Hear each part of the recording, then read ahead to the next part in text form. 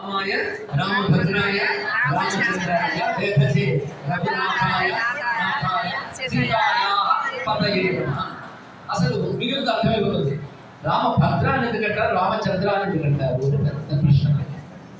ఈ రెండు పేర్లు రామాయణంలో మీకు ఎక్కడ కనబడదు. మొత్తం వాల్మీకి రామాయణంలో రామభద్ర రామచంద్ర లేదు. ఎక్కడున్నాయో తెలుసా?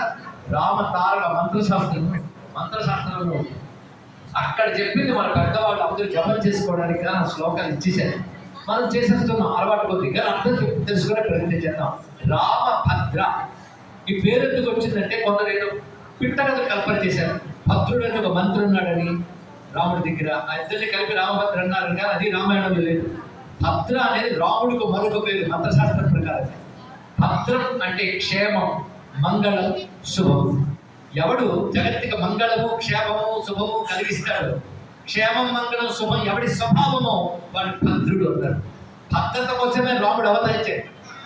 అందుకే భద్రత కోసం భద్రంగా వచ్చాడు కనుక రామభద్ర అన్నారు. రామభద్ర అంటే క్షేమం కలిగిస్తాడు. రామ ఆనందం, భద్ర క్షేమం. రామభద్ర అయితే కదా, ఇదో మంత్రం, 4 అక్షరాల మంత్రం. రామచంద్ర అన్నారు. రాముడికి చంద్ర కలిపి రామచంద్ర అని ప్రేమగా పిలుచుకుంటాం మనం. ఇది మంత్రశాస్త్రమే చెప్పింది. చంద్ర అనే మాటకు అర్థం ఏమిటంటే ఇందాకే చెప్పుకున్నాం.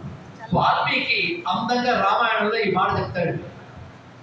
చంద్రకాంతారణం రామం అతీవ ప్రియదర్శనం రూపము దార్య గుణై పుంసా దృష్టి చిత్తాపహారేణం అన్నారు.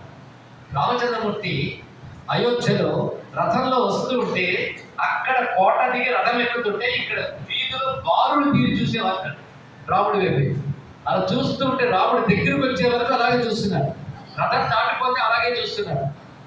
తిరిగి చూపు వెనక్కి చెప్పుకోలేదు. అలా ఉన్నాడు రాముడు. రాముడితో అలా అతుక్కుపోయేట. ఎందుకంటే చంద్రకాంతారణం రామం అన్నాడు.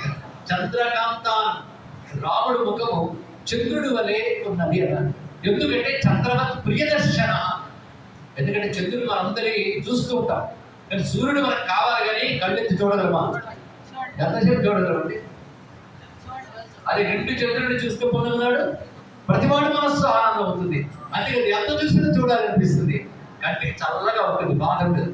కనుక రామచంద్రమూర్తి చూసే వాళ్ళకి చల్లగా ఉంటాడు, ప్రసన్నంగా ఉంటాడు, ప్రశాంతంగా ఉంటాడు, ఆనందం కలిగిస్తాడు. ఎంత చూసినా చూడాలనిపిస్తాడు కనుక రామచంద్ర అన్నాడు. ఇక్కడ అందరికీ ప్రసన్నతని, ఆహ్లాదాన్ని ఇస్తూ ఉన్నాడయ్యా రామచంద్రుడు అన్నాడు.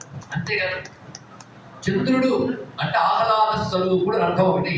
ఇంకొకటి 16 కళలతో నిండుగా ఉన్నవాడు చంద్రుడు అంటారు. ముక్కలు చంద్రుడిని మనం చూడం, నిండు కళలు ఉంటారు. రాముడు సామాన్యుడు కాడు, పరిపూర్ణమైన గుణాలన్నీ కలిసినవాడు. అందుకే మొట్టమొదటి వాల్మీకి నారదుడిని 16 గుణాలు ఉన్నవాడు ఇప్పుడు ఉన్నాడా? పూర్వస్మిన్ సంప్రదంలోకి గుణవాన్ కష్టగిరియవ ధర్మజ్ఞశ్చ కృత